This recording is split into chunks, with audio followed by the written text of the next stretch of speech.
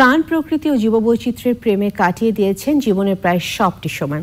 পাখি ভালোবেসে যে মানুষটি বাংলাদেশের উপকূল ও হাওরে এবং পৃথিবীর নানা প্রান্তরে ছুটে বেড়ান তিনি প্রকৃতি প্রেমিক ইনামাল হক। বাংলাদেশে পাখি ও প্রকৃতি চর্চার নতুন দিগন্ত উন্মোচিত হয়েছে এই প্রকৃতি প্রেমীদের হাত ধরে। জন্মদিনে ভবিষ্যতের বাসযোগ্য ধরিত্রী বিনির্মাণে পরিবেশ প্রতিবেশ রক্ষায় তরুণ প্রজন্মের কার্যকর অংশগ্রহণের আহ্বান জানিয়েছেন এই প্রকৃতি প্রেমী। আফরোজ হাসির রিপোর্ট।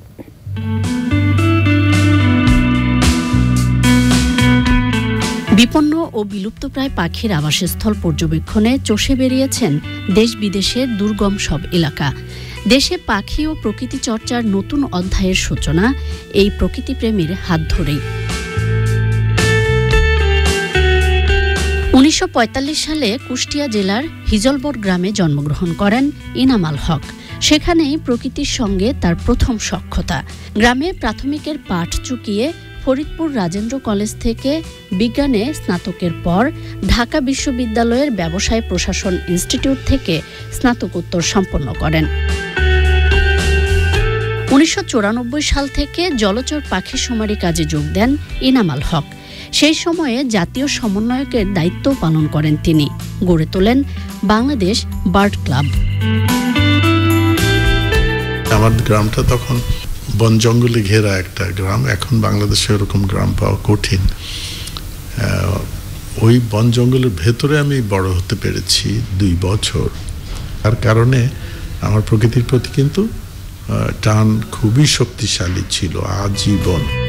তার তোলা ছবি নিয়ে জাতীয় ও আন্তর্জাতিক পর্যায়ে অনেক প্রদর্শনীর পাশাপাশি ভূষিত হয়েছেন দেশ বিদেশের অনেক সম্মানজনক পুরস্কারে।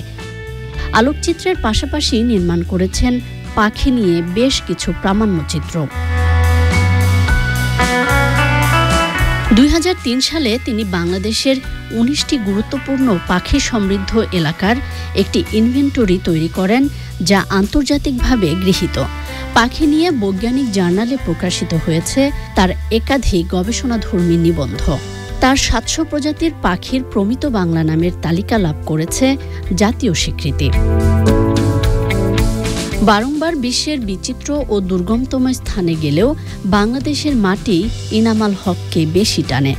এই দেশের পাখি ও প্রকৃতি সংরক্ষণের কাজকেই তিনি জীবনের ব্রত হিসেবে গ্রহণ করেছেন। এরকম না যে বন্যপ্রাণীর রক্ষার জন্য আমরা আগ্রহী, আমরা আমাদের রক্ষার জন্য আগ্রহী। বন্যপ্রাণীর উপর আমরা এত নির্ভরশীল, অনেকের সেটা জানা নেই। এখনকার তরুণ তরুণীরা অনেকখানি বেশি সজাগ, এটাই সবচেয়ে বড় আশার কথা।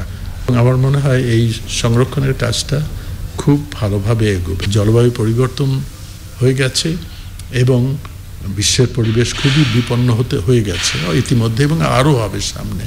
আমরা যে ভয়ঙ্কর পরিস্থিতিতে পড়েছি, 10 লক্ষ মানুষ পানিবন্দী হঠাৎ করে, এইরকম বন্যা তো আমরা কোনোদিন দেখিনি। এর চেয়ে তো বেশিই হবে সামনে বছরে, ক্রমাগত এর চেয়ে খারাপই হতে থাকবে। ফলে আমাদের হাতে আবার সময় কম, আমাদের অনেক কাজ করতে হবে।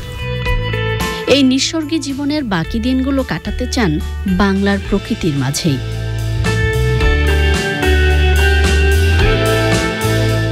আফরোজা হাসি, চ্যানেল আই, ঢাকা।